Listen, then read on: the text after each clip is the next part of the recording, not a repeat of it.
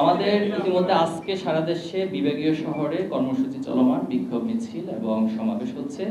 আগামীকাল আমরা ঢাকায় বিক্ষোভ মিছিল এবং সমাবেশ আছে। পাশাপাশি সারা দেশে সকল জায়গায় আমরা ছাত্র সমাজকে সাথে নিয়ে, ছাত্র জনতাকে সাথে নিয়ে অবস্থান কর্মসূচি ঘোষণা করছি। আশা করছি সবাই ভালো আছেন, সুস্থ আছেন। আল্লাহর কাছে শুকরিয়া আদায় করছি।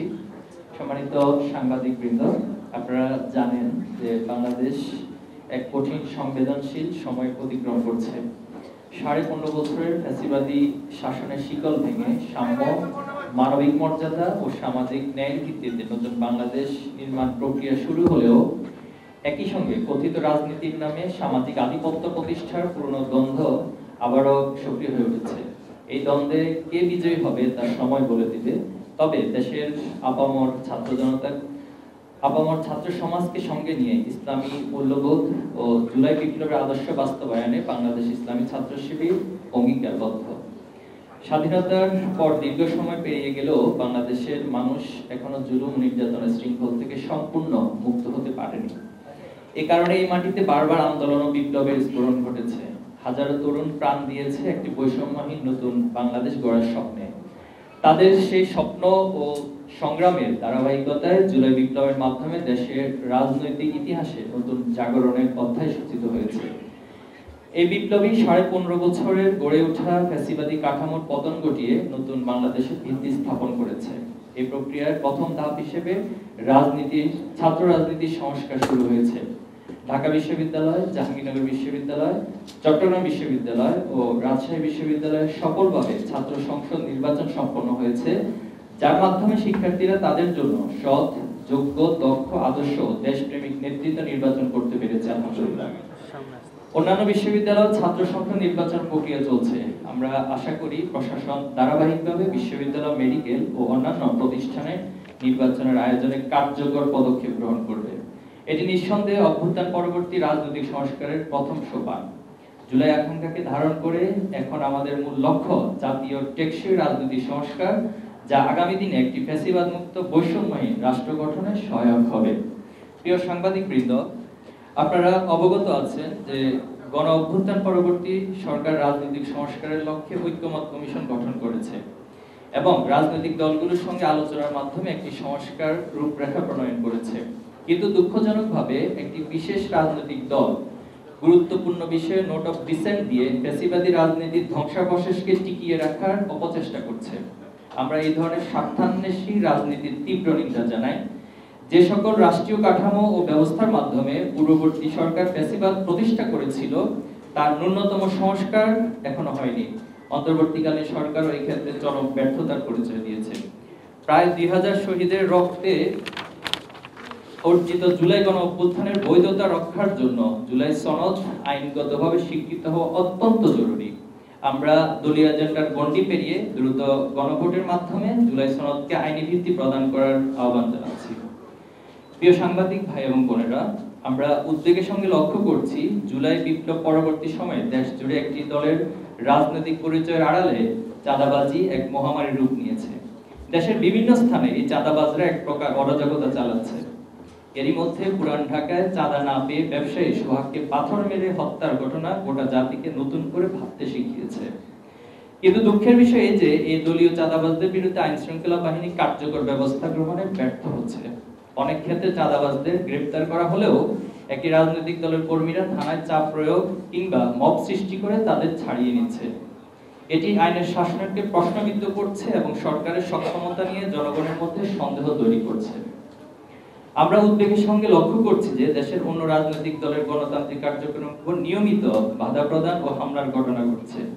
বিশেষ করে নোয়াখালী, ফেনী, নওগাঁ, ঝিনাইদহে নারীদের উপর বিএনপি ও এর সহযোগী সংগঠনের নেতাকর্মী দ্বারা হামলার ঘটনা সম্প্রতি সকলের নজরে এসেছে।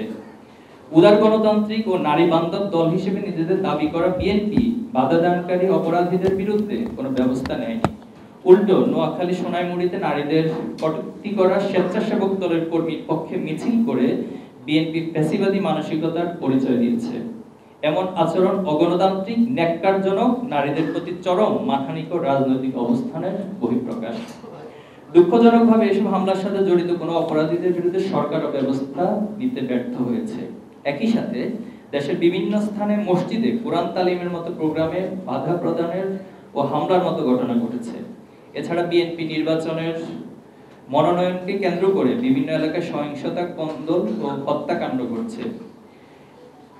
এমন পরিস্থিতিতে আসন্ন জাতীয় সংসদ নির্বাচনের জন্য হুমকি স্বরূপ আমরা এই সকল ঘটনার তীব্র উদ্বেগ প্রকাশ করছি। সেই সাথে আমরা দেশের শান্তি স্থিতিশীলতা বজায় রাখতে সকল সন্ত্রাসী, চাঁদাবাজ, সকল রাজনৈতিক দুর্বৃত্তদের বিরুদ্ধে কঠোর ব্যবস্থা নেওয়ার আহ্বান জানাচ্ছি। প্রিয় সাংবাদিক বন্ধুগণ, ফ্যাসিবাদী আওয়ামী লীগের আমলে আমরা গণমাধ্যমের একপাক্ষিক অবস্থান দেখেছি। অনেক গণমাধ্যম নিরপেক্ষতা হারিয়ে শেখ হাসিনার আজ্ঞাবহ প্রচার যন্ত্রে পরিণত হয়েছিল। জুলাই বিপ্লব পরবর্তী আমাদের প্রত্যাশা ছিল সকল গণমাধ্যম স্বাধীন আচরণ করে জনগণের আকাঙ্ক্ষার প্রতিফলন ঘটাবে, কিন্তু দুঃখজনকভাবে গণমাধ্যমের এক পেশি আচরণ এখনো যায়নি। কিছু কিছু গণমাধ্যম নিরপেক্ষতার পরিচয় দিতে ব্যর্থ হচ্ছে। বিশেষ করে জুলাই পরবর্তী একটি বিশেষ রাজনৈতিক দলের কর্তা ব্যক্তিরা বিভিন্ন টিভি ও মিডিয়া হাউস দখল করে নিজেদের মন মর্জি মতো সংবাদ পরিবেশন করছে। তার ব্যত্যয় ঘটলে সাংবাদিক ছাঁটাইয়ের ঘটনাও ঘটছে। সম্প্রতি জাহাঙ্গীরনগর বিশ্ববিদ্যালয়ের ছাত্র শিবিরকে জড়িয়ে মিথ্যা সংবাদ প্রকাশ করে কিছু গণমাধ্যম, সেটার সত্যতা তুলে ধরে ছাত্র শিবির প্রেস বিজ্ঞপ্তি দেয় এবং সেই প্রেস বিজ্ঞপ্তি প্রকাশ করে নিউজ করার কারণে একটি বেসরকারি টেলিভিশন চ্যানেল দুজন সাংবাদিককে ছাঁটাইয়ের মতো ঘটনা ঘটেছে। এমন আচরণ ফ্যাসিবাদী মানসিকতার বহিঃপ্রকাশ।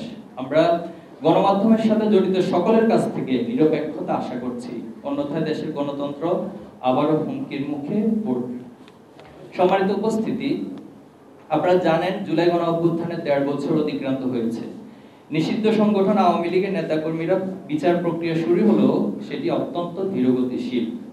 এর কারণে কিছু সুবিধাভোগী রাজনৈতিক দলের নেতাকর্মীরা মোটা অঙ্কের টাকার বিনিময়ে কালক্ষেপণ করেছে। সেই সাথে গ্রেপ্তারকৃত আওয়ামী লীগ নেতাদের ছাড়াতে একটি পক্ষ মামলা বাণিজ্যের মাধ্যমে জামিন করিয়েছে, যা অত্যন্ত দুঃখজনক। এই জামিনের সাথে ফ্যাসিবাদী মানসিকতার কিছু ব্যক্তি ও বিভিন্ন রাজনৈতিক দলের আইনজীবীরা জড়িত। এমন অনেক তথ্য গণমাধ্যমে প্রকাশিত হচ্ছে। সম্প্রতি যুগান্তরের তথ্য অনুসারে মানিকগঞ্জে আওয়ামী লীগ নেতাকর্মীদের জামিনের জন্য লড়ছেন বিএনপির সহসভাপতি অ্যাডভোকেট মেজবাহুল হক। এমন শত শত ঘটনার উদাহরণ গণমাধ্যমে বিভিন্ন সময় পাওয়া যাচ্ছে। এছাড়াও গতকাল বিএনপির মহাসচিব মির্জা ফখরুল ইসলাম আলমগীর সাহেব আওয়ামী লীগের সকল মামলা তুলে নেওয়ার আশ্বাস দিয়েছেন, যা অত্যন্ত হতাশাব্যঞ্জক। এমন আচরণ জুলাই শহীদদের রক্তের সাথে প্রতারণার রাজনীতি ছাড়া কিছুই না। প্রিয় সাংবাদিকবৃন্দ, আগামীকাল ফ্যাসিস্ট শেখ হাসিনার বিচারের রায় ঘোষিত হবে। ইতিমধ্যে নিষিদ্ধ আওয়ামী লীগের নেতাকর্মীরা বিভিন্ন স্থানে ভাঙচুর, অগ্নিসংযোগ, হত্যাকাণ্ডের মাধ্যমে জনমনে আতঙ্ক সৃষ্টি করছে। গত 2 দিনে এই সন্ত্রাসী সংগঠনটির দুর্বৃত্তরা 15টির অধিক বাসে আগুন দিয়ে পুড়িয়ে দিয়েছে। তাদের আগুন সন্ত্রাসের শিকার হয়ে ময়মনসিংহে ঘুমন্ত অবস্থায় একজন বাস চালক নিহত হয়েছে। আমরা মনে করি সরকার, আইন শৃঙ্খলা বাহিনীর উদাসীনতা এর জন্য দায়ী। আমরা সরকারকে এই অগ্নি সন্ত্রাসীদেরকে অবিলম্বে আইনের আওতায় এনে বিচারের মুখোমুখি করার আহ্বান জানাচ্ছি। সেই সাথে জুলাই গণহত্যা ও সকল গুম, খুন, নির্যাতন, মানবাধিকার লঙ্ঘনের সাথে জড়িত সকল ব্যক্তি, গোষ্ঠী, প্রতিষ্ঠান ও সংগঠনকে বিচারের আওতায় আনার জোরালো দাবি জানাচ্ছি। যারা এই ফ্যাসিবাদী শাসনকে বৈধতা দিতে ভূমিকা রেখেছিল তাদের বিরুদ্ধে আইনি ব্যবস্থা গ্রহণ করার দাবি জানাচ্ছি। আগামীকাল 13 নভেম্বর আন্তর্জাতিক ট্রাইব্যুনালে খুনি হাসিনার বিচারের রায় ঘোষণা করবে। এই প্রেক্ষিতে নিষিদ্ধ আওয়ামী লীগের কিছু নেতাকর্মী ঢাকায় লকডাউন নামে কর্মসূচি দিয়েছে। আমরা তাদের স্পষ্ট জানিয়ে দিতে চাই, নতুন বাংলাদেশে ফ্যাসিবাদ ও অরাজকতার কোনো স্থান নেই। দেশের শান্তি শৃঙ্খলা বিনষ্টের যে কোনো প্রচেষ্টা ছাত্র সমাজ ও জনগণ প্রতিহত করবে। বাংলাদেশ ইসলামী ছাত্র শিবির দেশের আপামর ছাত্র জনতাকে সঙ্গে নিয়ে যে কোনো নৈরাজ্যের উপযুক্ত জবাব দিতে প্রস্তুত রয়েছে। প্রিয় সাংবাদিকবৃন্দ, দীর্ঘ ফ্যাসিবাদের জাতাকল থেকে অনেক ত্যাগের বিনিময়ে আমরা নতুন বাংলাদেশ পেয়েছি। এই বাংলাদেশ রক্ষার দায়িত্ব আমাদের সবার। প্রতিহিংসা, হীনমন্যতা ও পরস্পর কাদা ছড়াছড়ি রাজনীতি আরো ফ্যাসিবাদী কাঠামো ফিরিয়ে আনতে পারে। তাই জুলাইয়ের আকাঙ্ক্ষাকে ধারণ করে চাঁদাবাজি, দুর্নীতি, মামলা বাণিজ্য, সকল প্রকার সহিংস মনোভাব পরিহার করে একটি যৌক্তিক রাজনৈতিক সংস্কারের মাধ্যমে ঐক্যবদ্ধভাবে দেশকে এগিয়ে নিতে আমরা বিএনপি, জামাত সহ সকল রাজনৈতিক দলের কাছে আহ্বান জানাচ্ছি। আপনাদেরকে সময় দেওয়ার জন্য আন্তরিকভাবে ধন্যবাদ এবং কৃতজ্ঞতা জানাচ্ছি। ভাই একটু আমি একটা ছবি বিষয়টা আমি উল্লেখ করেছি, এটা গণমাধ্যমে এসেছে। এমন কোনো তথ্য আমি এখন পর্যন্ত পাইনি। কোনো পত্রিকা বা রেফারেন্স থাকলে আমাকে দিতে পারেন, তাহলে। আবরার ফাহাদের বিষয়টা শিশির মনির ভাই ক্ল্যারিফিকেশন দিয়েছেন যে সেটা কোন প্রেক্ষিতে লড়াই করেছেন, কেন লড়াই করেছেন, এবং পরবর্তীতে তিনি আবার সেই মামলা থেকে অব্যাহতি নিয়েছেন। তো সবকিছু মিলে ইতিমধ্যে তিনি স্পষ্ট এবং ওনার জায়গা থেকে ব্যাখ্যা করেছেন।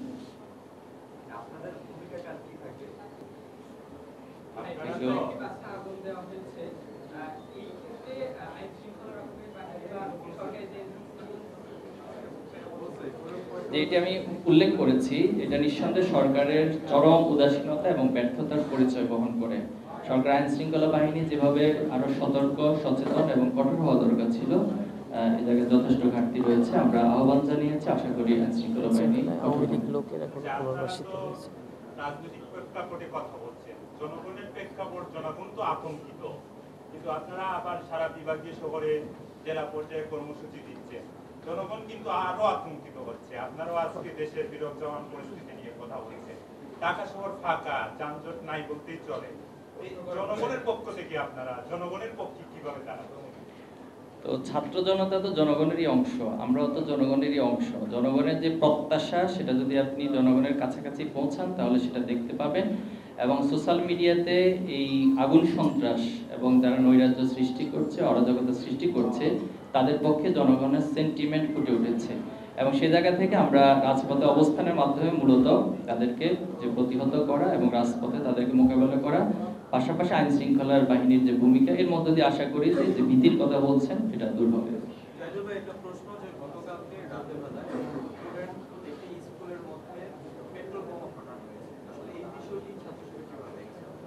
দেখুন, পেট্রোল বোমা ফাটানোর থেকে তো নিঃসন্দেহে কেউ ভালোভাবে দেখার সুযোগ নেই। এটা আমরা বলেছি যে সরকার, গোয়েন্দা সংস্থা, আইন শৃঙ্খলা বাহিনী তারা যতটুকু সতর্ক, সচেতন হওয়া দরকার, তাদের ঘাটতি রয়েছে। আমি আশা করব যে তারা এই বিষয়ে কঠোর হবে। গ্রেপ্তার করছে, জামিন দিয়ে দিচ্ছে।